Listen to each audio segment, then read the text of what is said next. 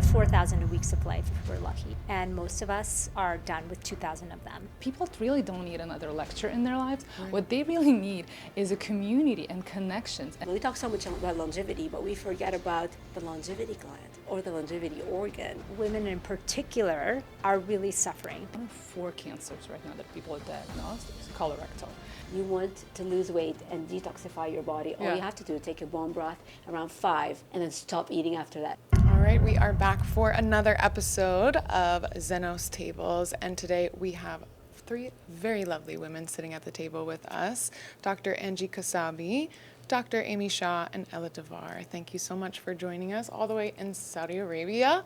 So excited to be here with you guys. We are going to be talking today about the secret behind longevity. We all want to know the secret, and Angie, I'm going to open it up to you. What is the secret to longevity? Once, very long ago, I had the answer from my grandma.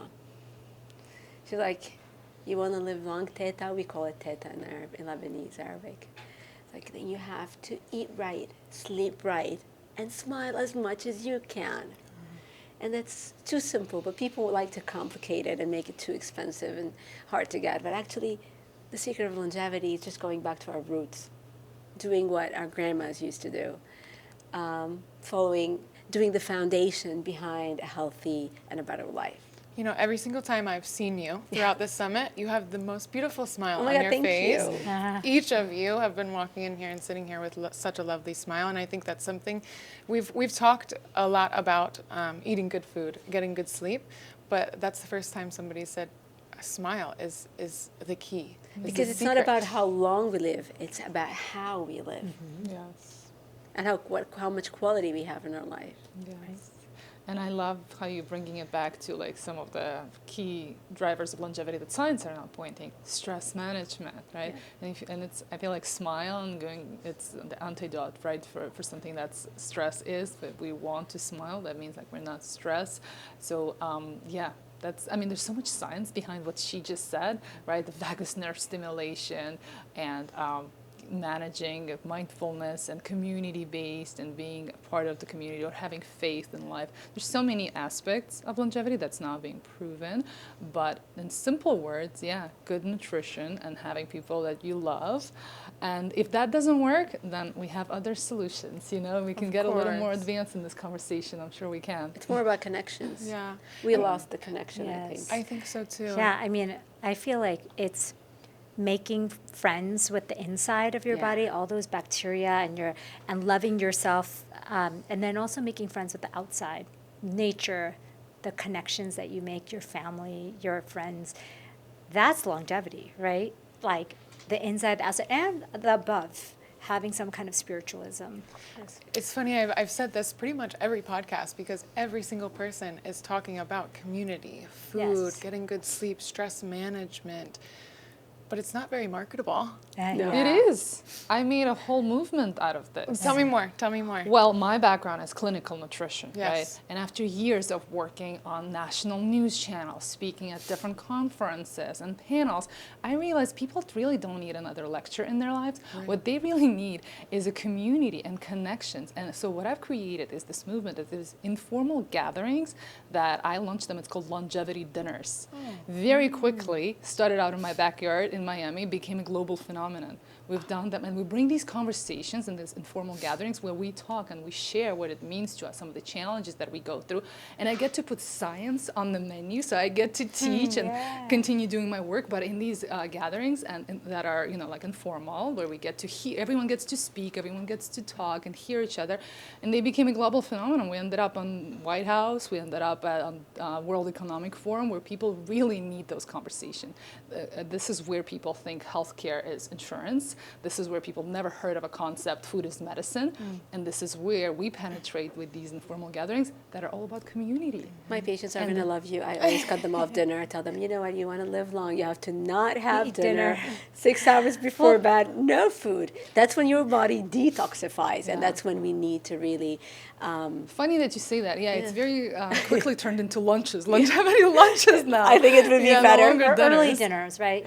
Yes. Like my husband says, when he started getting healthy and interested in longevity, he would say he was skipping dinner, but really it was just like a very late lunch, and then you don't have to have dinner. I Like, call Yes. it Linner. dinner. Yeah, I Yes, call it I heard dinner, you say yeah. that the other night. That's the first time I've heard that. That's the first time I definitely heard that. need to coin that It's phrase. lunch and dinner. Yes. I did Okay. that today.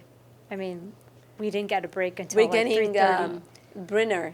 Yes. Because we're having breakfast and we're skipping lunch and That's dinner right. here. We're making up our own times Yeah. here. I feel like we're so bombarded with so much information these days. How do we trust the information that we're given? We're constantly overloaded by what's the new trend, what's the new fad. How do we navigate this? I think we really have to control the trends. I think a lot of the trends are going viral, but with no science behind it. Now everyone has a phone in his hand, so that's basically a TV channel trying to spread information. Most are wrong.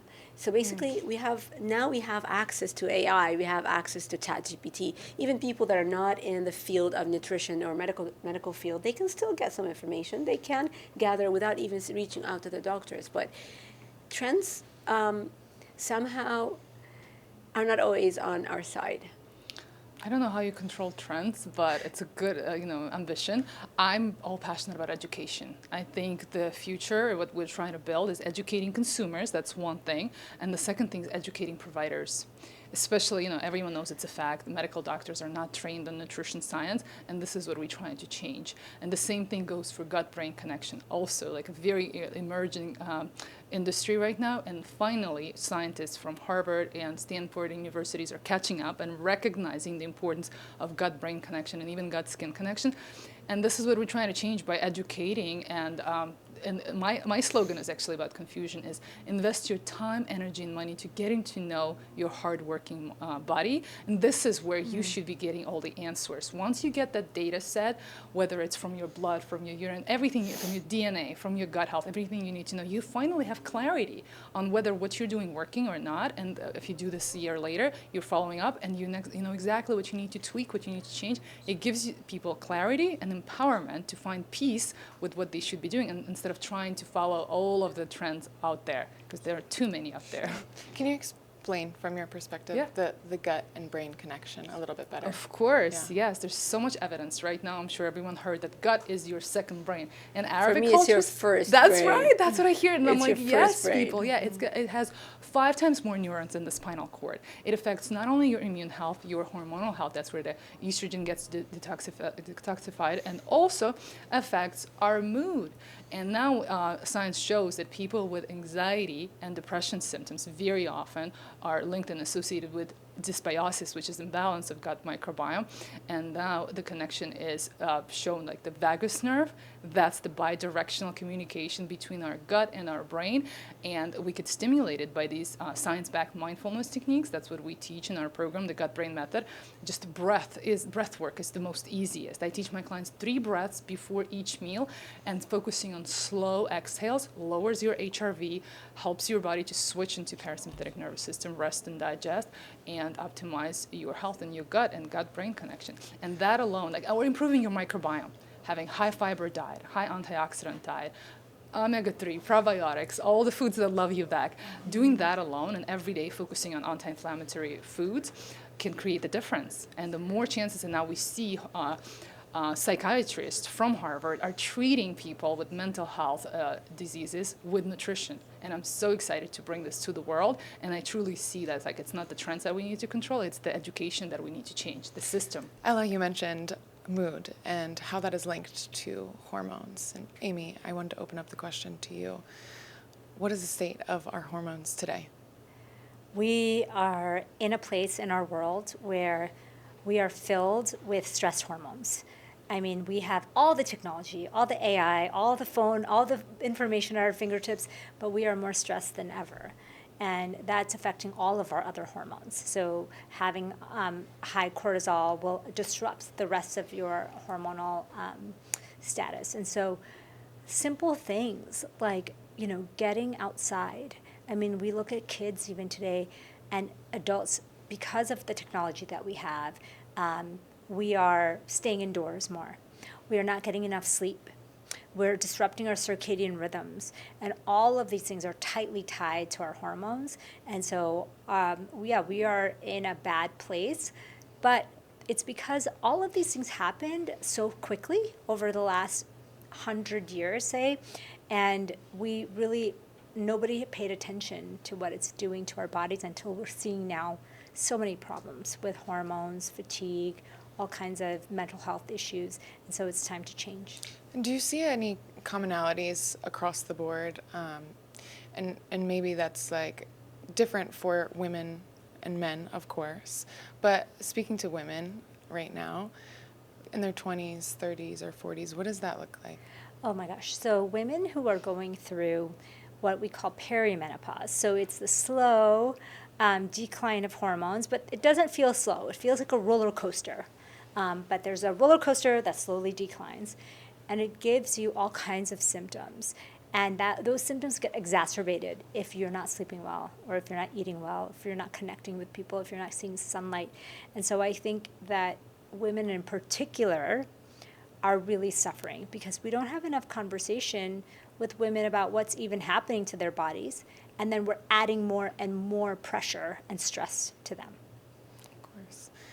Dr. Angie, I know Amy talked a little bit about stress. And how does stress affect our mental health, our physical health? Let's start from there. She mentioned AI, technology, disconnection. We as Arabs, we say that we actually have an ayah in the Quran where it's called Al-Ma'idah. And I think it's extremely important for every family to have a meal together, to chat. That's the time where they stress less, they talk more. We stopped learning how to talk. We don't know how to talk. We don't know how to communicate with each other. What we do is actually we sit on a table. We go out. We're on the phone. And we're together only when there's a picture for Instagram or Facebook. That's crazy. We can only have a good time once the picture is taken, exactly, right? But you don't know that this is really affecting your gut indirectly. Sure. And we forgot about the longevity gland. We talk so much about longevity, but we forget about the longevity gland or the longevity organ. There's one little gland right above your kidney, the adrenal gland. And that is the factory of your hormones. So if you really feed that factory well and get the best people to work in it, then it will be okay. And we won't lack hormones.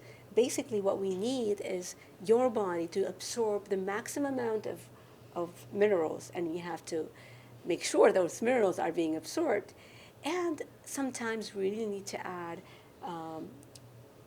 at least trace minerals to our menu, because we forget that when your gut is inflamed, you're not absorbing anything. And when you're not absorbing and there's a lot of inflammation, then you're actually getting into your that called perimenopause at an early age.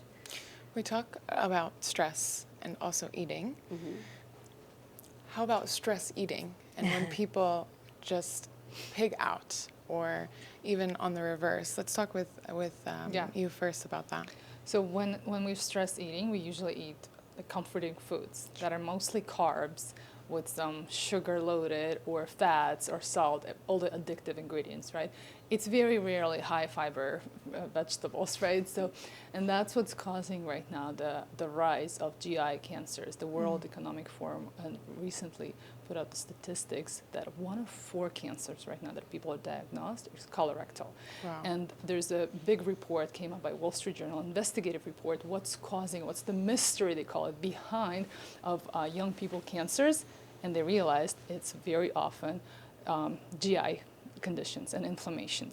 And that's exactly what happens. So the reason behind the inflammation is stress, chronic stress, low fiber diet, antibiotic overuse, and of course ultra-processed foods, which most of us are addicted, especially when we're stressed, we're traveling, and this is what we're trying to change, so like tackle this at the root cause and change those statistics, because no matter how hard we work here at these events, most people that actually have those problems, they don't come to these events. They are out there, and this is what we have to reach. We have to change the entire industry. That's why I'm so passionate about educating medical professionals, and my dream and my vision for Zenos next year to really invite more medical students here for them to learn from people like us and to, like, let's say 30 years from now, Vision 2050, for us to have different conversations, you know, and for us to have created some changes in the industry altogether. And on the contrary of stress eating, we also have fasting. Yeah. And so how does that play a role in our longevity? Well, every country, every religion, every culture in the entire world has fasting as a part of it, right? Like there's not one. So people have figured out thousands of years ago that there's a benefit. It gives you clarity of mind. Because our bodies are meant to fast.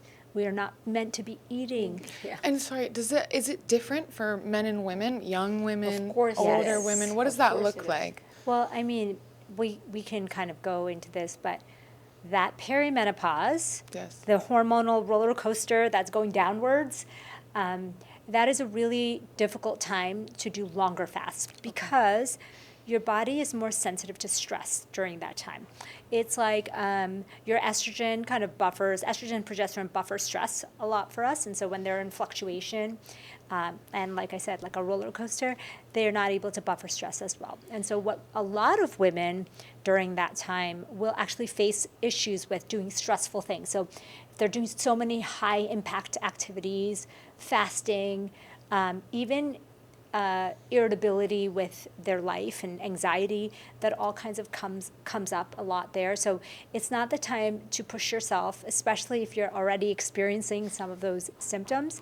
Whereas women pre-menopause, pre-perimenopause, and women post-menopause don't have as many fluctuations as the perimenopause group and do much better, and men do much better with fasting. Maybe we have to really pay attention to those people, like when a woman has HbA1c below Yes. 5.2, they are not a good candidate Yeah. for And fasting. Can you break that down for us? So if your hemoglobin A1c is anywhere below 5.2, you are not a good candidate of fasting. It means your because blood sugars are your blood sugar is low. low. Okay. But the same candidate could be fasting if they do short period fasting, let's say 1 or 2 days water fast. Yeah. That could be an option. But because their body takes it absolutely differently, and they work, and the fasting would work against them if they do it. For me, short fasting is an overnight fasting. Yeah, short fasting, overnight, circadian style Yeah. fasting is actually the best. I call it the indirect fasting. It makes it sound so much What better is for the people because, like, What is it called?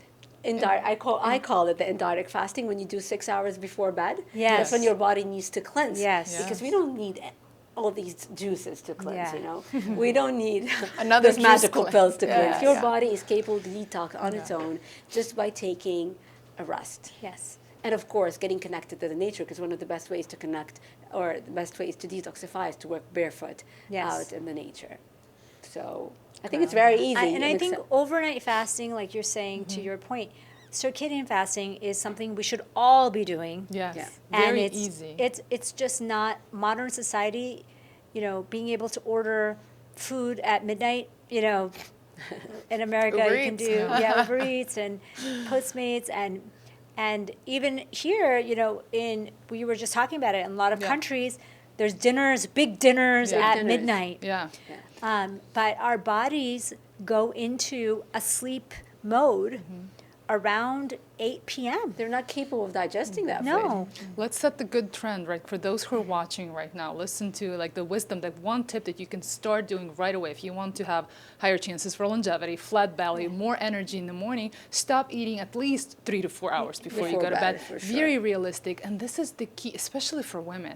If you want to be full of energy in the morning and glowing and having a good night rest and great HRV, stop eating and set the new trend, because it is hard. You know, like you said, I with the said that culture. trend. It went viral. I was on one of Yeah. the shows on the Lebanese TV. Actually, Go against the trends, because no it one was wants to do that. viral. I was like, Yeah. I want the best detox. I like, you want to lose weight and detoxify your body. All Yeah. you have to do is take a bone broth around 5, and then stop eating after that. Yeah. At least 6 hours before bed, and it went viral. Yes. Yeah. So Yes. people Because want to it's- learn. Those and I are the think- trends that we need And to I be think what we setting. really Yes. need to do is to actually, we have to do awareness for the influencers. Education. You know, yeah. education for the influencers, because they go and spread To influence in different a healthy type way. of trends. Yeah. which actually have no benefit for the people. That's like you said earlier, the juice cleanses, the magic Exactly. pill. I mean, it's in Because front if of our you face. think about it, it's so funny. I have a teenage son, and he said to me, the reason why things work on TikTok, for example, and go viral is everybody wants like a secret, a shortcut. Everyone's I- like, this- Well, this- we just this- gave Yes, away one we secret gave, challenge of it. yes, Leave a that's comment what this below whole if you talk tried. is Yes. about, giving away all the secrets. Yeah, right? Yeah, and if they Yes. feel like there's something secret, then it goes viral. Yeah. But it's secrets But there is- given in 60 seconds, and you Yes. can't get the full picture there. Yes. Oh, we we're just able tried. to we're able to have a 30-minute conversation and kind of break that down Yeah. and give more context to it. But I think it's really dangerous in a way Yeah. where there is so much access to information. Yeah. We're constantly overloaded, and we're not getting the full picture. Because we have a lot Let's of try to things out paint there it. that are really beneficial for some, and they're very Yeah. toxic for others. Yeah. So like today at my lecture, I was talking about the Mura, which is something amazing. It's a natural antibiotic. In the UAE, they were using it as a treatment for COVID, one of the most efficient treatments for COVID. Yes, but you cannot be a candidate before like double checking with a doctor. Yeah. That's a very strong herb, actually, Yeah. resin. So yes, you cannot have the full picture, just like Arian said. And so, bringing back to what you said about your kid on TikTok, your son, how do we start to educate kids at an early age about their health and the importance of food as medicine?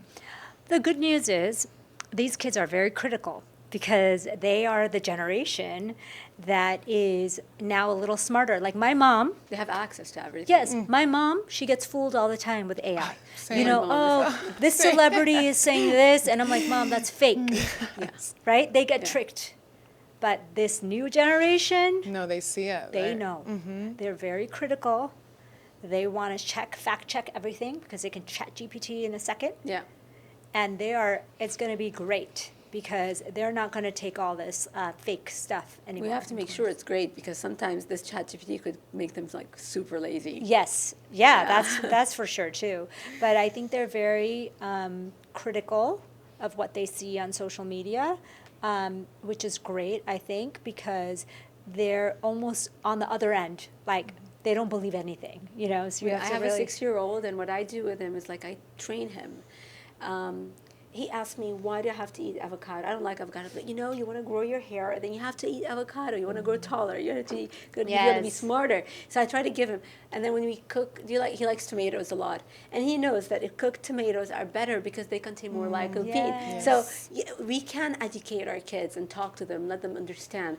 Instead, some moms, they were like, no, you're not eating sugar. You're not eating candies. No, you can eat whatever you want. But you have to have your meal.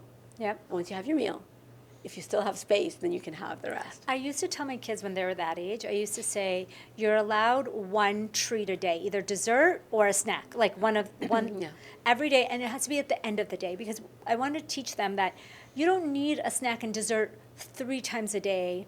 Like a lot of these parents in America, at least, they carry all these snacks every 5 minutes. They're like giving. You don't need all that. So we used to have a choice, either kind of sweet or salty. You get one choice, and that happens as dessert at the end of the day. My parents did a really good job at teaching me the importance of having a good meal. I'm very fortunate. I grew up on 5 acres. My parents had a garden. We always had a family meal every single night. My dad would cook Wow. for us.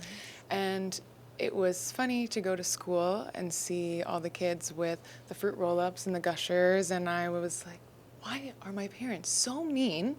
I want the gushers. I want the fruit Same. roll-ups. It's marketed for kids. It's bright colors and everything. Fun, It's so unfortunate. However, I was an athlete my whole life, and I don't think I would have found so much success if I didn't have those meals, if I didn't have that withstilled in my everyday life. And I think, there's a lot of families out there that don't get the opportunity to have these sit-down.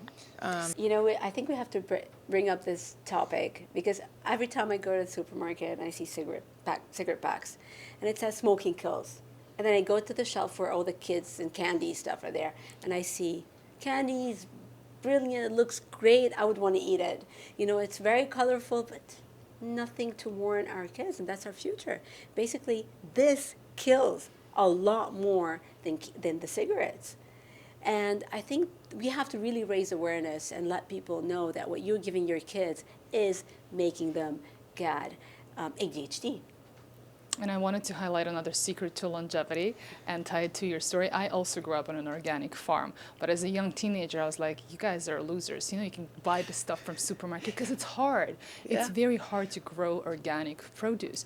And having this knowledge now that I'm working in this industry and what I truly see with the depletion of quality of the minerals of our soil, I think the secret to longevity is supporting organic and regenerative agriculture in the state that we're on, eating locally and seasonally, and we made it our mission. Part of the donations, the proceeds from our dinners that I've mentioned before, the high-profile events that we do, we donate to support local agriculture that is using organic agricultural treatments.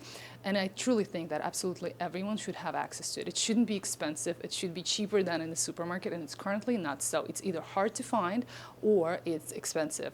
So that's, I think, what we all should at least try to do. How do we but it's support very farmers? hard to access it for not everyone can do that, especially people That's that live in what the we want to city. So change. maybe Yeah. we want Like in it's France, they impos- have those farmers market at Yeah, every like corner, every living in the neighborhood. city, it's impossible to have a farm. So we have to really raise awareness of how to protect our gut, how to make it Organic produce. Yeah.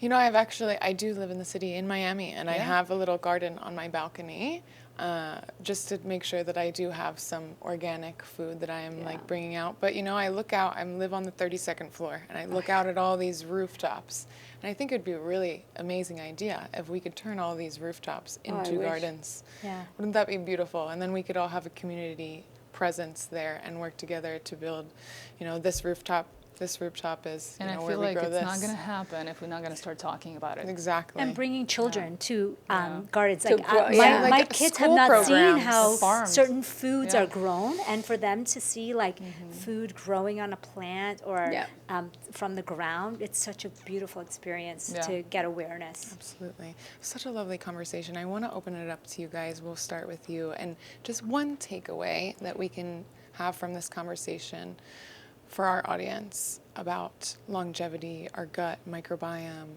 hormones. What's one We talked about so many things. Yeah, we talked about so many things. Well, something I said in my talk today was that we get 4,000 weeks of life if we're lucky, and most of us are done with 2,000 of them. And it just is a wake-up call that you only have 2,000 weeks or less of life, and this is your chance. Even if you didn't have that background, if you didn't grow up on an organic farm, this is your chance to live your best life, do the things that make you the best person, father, sister, CEO, doctor, whatever it is that you do to be the best version of yourself. Giving away all the secrets here. Ella. I think with the staggering statistics that we see and colorectal cancer being on the rise in younger adults, I forgot to mention that those statistics, people with under 50 years old are now getting diagnosed with colorectal cancers, which used to be decades later. And my tip for everyone who's watching and the key to longevity, find out what's going on in your first or second brain at least once in their lifetime. I believe absolutely everyone should invest their time, energy, and money into getting a comprehensive gut health check. And it's not just colonoscopy once a year. The science is getting more advanced. You need something more comprehensive to check for inflammation levels in your gut, digestion levels, microbiome, infections, and some of the metabolites like short-chain fatty really acids. quickly, you said something more comprehensive to check those. What would that be? It's called comprehensive gut health test. That checks for 5 different aspects of optimal gut health, and that's what we do basically. Amazing. The gut-brain method practice that we try to launch. Go find globally. her on social media so you can start your journey in that. And Angie, what's one secret we want to leave our audience with? Love and cherish yourself. The moment you love and cherish yourself, you know what to put in your body. Quality, sleep, breathe, and I think you got it all. Longevity is not a secret pill. It lives in your kitchen. Everything, all the ingredients, all the pharmaceutical things are in your kitchen. Beautiful. Thank you all so much. What a lovely conversation. So great. Thank you. Thank you. Thank you. Thank you, everyone.